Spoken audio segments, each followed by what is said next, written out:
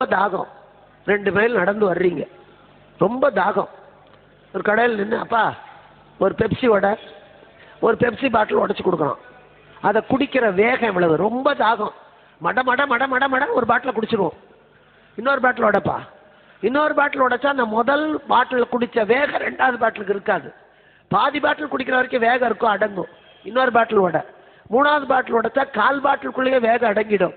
4வது பாட்டில் இருந்தால் கையில் தான் நிற்கும், அது ஏதோ இவ்வளோ குடிப்போம், வேகம் அடங்கும். எந்த உணர்வானாலும், கோபமானாலும், தாபமானாலும், காமமானாலும், துக்கமானாலும் ஆரம்பத்திலே இருக்கிற வேகம் முடிவில் இருக்காது. ஒரு இறப்பு நடந்த உடனேயே ஏற்படுகிற அந்த துக்கம் 1 மாசம் கழிச்சு இருக்கா? இருந்தால் அந்த இறப்பு நடந்த வீட்டில் இருக்கிறவங்க சாப்பிடக்கூடாது, தூங்கக்கூடாது, சினிமா பார்க்க எல்லாம் தான் பார்க்குறோம். அதுக்கு வார்த்தையும் சொல்லிடுவாங்க, உப்பும் தண்ணியும் சேர சேர எல்லாம் மறந்தும். அப்படி மறந்தாதான் வாழ்க்கை. அதையே நினைத்து கொண்டிருந்தா இல்லை. கல்யாணம் ஆன போது இருக்கிற காதல், கணவன் மனைவிக்குள்ளே இருக்கின்ற அந்த நெருக்கம், கல்யாணம் ஆகி 10 வருஷம் கழிச்சு அன்பு இருக்கு, பாசம் இருக்கு, அந்த வேகம் இருக்கா? இல்லையே. கல்யாணம் ஆகி எவ்வளவு நாள் ஆச்சு நீங்க யாரையுமே கேட்க வேண்டாம். தெருவில் ஒரு ஜோடி நடந்து போனா, அவ்வளோ பெரிய ரோடு, பஸ்ஸில் இவ்வளோ பெரிய சீட்டு, 2 ஒட்டிக்கிட்டு தான் உட்காரும், இடையில காற்று கூட போகாது. அதுல இருந்தே தெரிஞ்சுக்கலாம் இது கல்யாணம் இப்பதான் 10 நாள் ஆயிருக்கு.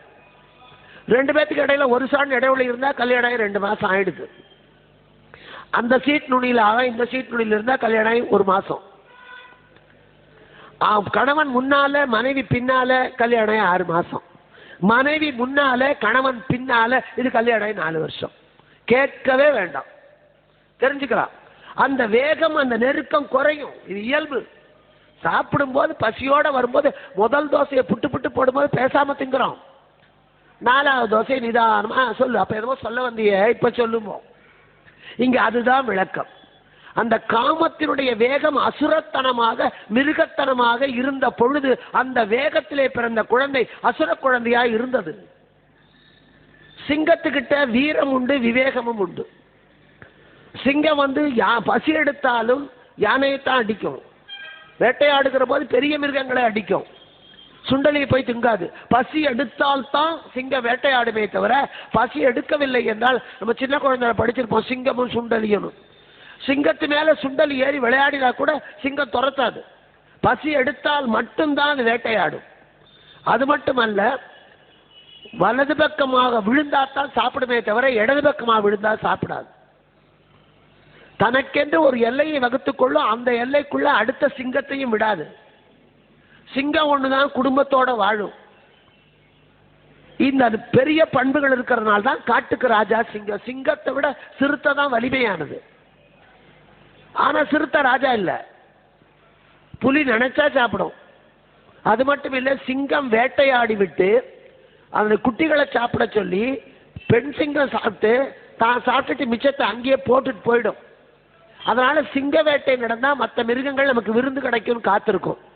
புலி அப்படி இல்லை, தின்னுபிட்டு மிச்சத்தை இழுத்துக்கிட்டு போய் காய வச்சு வத்தல் போட்டு திங்கும். அல்பம், புலி அல்பம். அதனாலதான் பெண்களை புலிம்பாங்க, ஆண்களை சிங்கம்பாங்க. வீட்டில் 4 கோலக்குழா இருக்கும். நாத்தனார் வருவா திருவிழாவுக்கு, அண்ணே ஒரு கோலக்குழா எனக்கு கூட. இல்லைம்மா, இது வெள்ளிக்கிழமை போடுறதுக்கு, அது செவ்வாய்க்கிழமை போடுறதுக்கு, உனக்கு அடுத்த திருவிழாவுக்கு வாங்கி தருவேன்பா. கொடுக்க மாட்டா, மனசு வராது. அந்த ஆண் சிங்கம் அவன் 2 பக்கம் பார்க்கும். சிங்கம் தான் இப்படி பார்த்து நடக்கும். மற்ற எல்லா மிருகமும் நேர பார்க்கும், குனிஞ்சு பார்க்கும், நிமிந்து பார்க்கும்.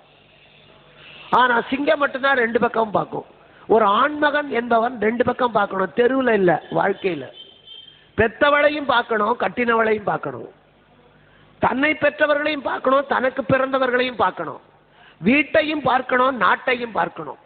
இப்படி 2 பக்கத்திலேயும் பார்வை செலுத்தக்கூடிய, நல்லது கெட்டது 2ஐயும் பார்க்கக்கூடியவனுக்கு பேர் தான் ஆண் சிங்கம். அப்படி இல்லைன்னா அது அசிங்கம்.